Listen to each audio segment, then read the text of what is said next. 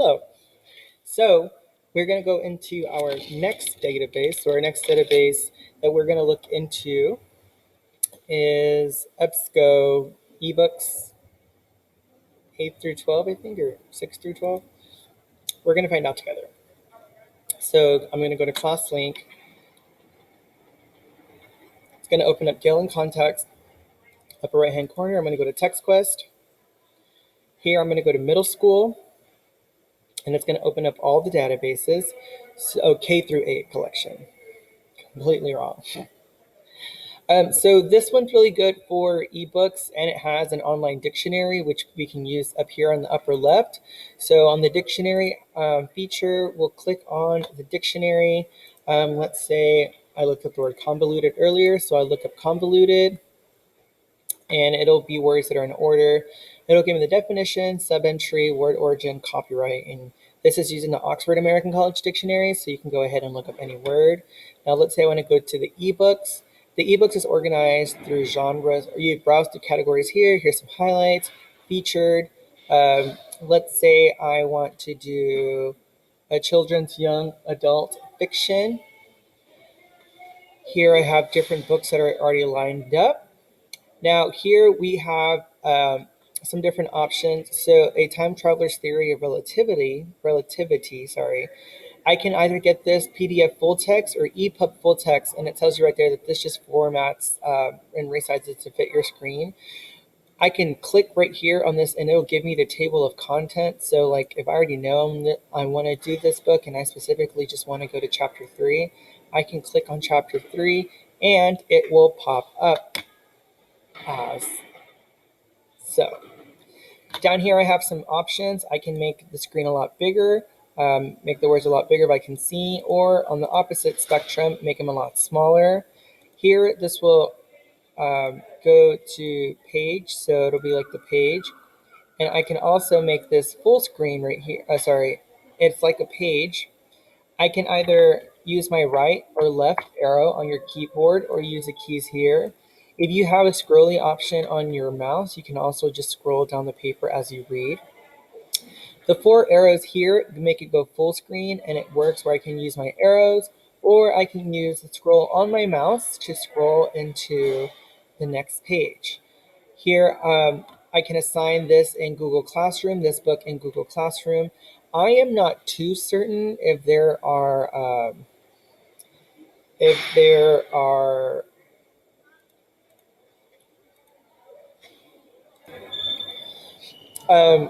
sorry, I had a phone call, so I had to pause the recording. I think what I was saying was, if you assign it in Google Classroom to your class, I'm not too certain if we only have one copy or if all students can have access to it. If you try it out, let me know. And I would definitely love to know that information. You can create a permalink, you can export it. Here you can go to dictionary. I think the way that works is, let's say I'm looking up the word in the dictionary, it'll just go straight to look up a word in the dictionary. So yeah, I can say, oh, the word that I want to look up is scoff. Oh, yes, past tense.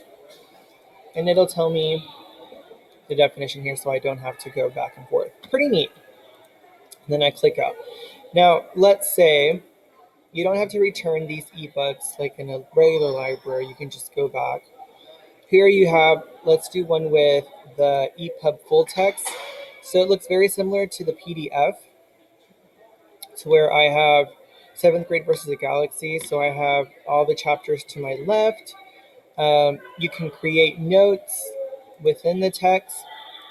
So if I go to chapter 1, again, I can make this a lot smaller. So as you can see here, I don't have this options that it gave me.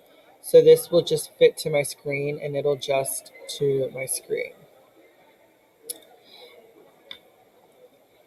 Let's see. Oh, sorry. So, and then, like I said earlier, you can go to different genres and you can see what's available, what's not available. So here we can go to mathematics. And you can find some teacher books, digital curriculum in school mathematics, math common core, and kindergarten, so forth, so on. You can filter it to full text, download available.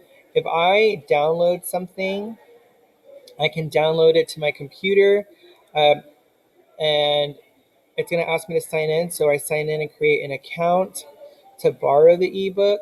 I'm going to sign in using my Google account. That is my school email. So now it's going to allow me to borrow for up to 7 days if I only need to borrow it for one, so forth, so on.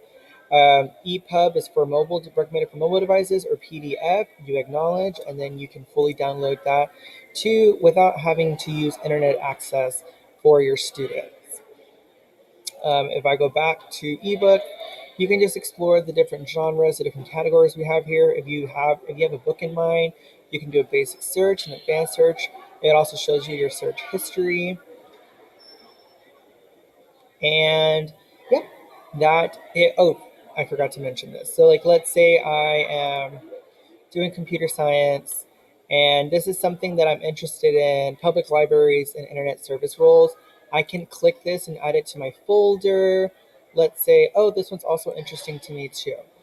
I'm back in my center page, my home page, I'm sorry.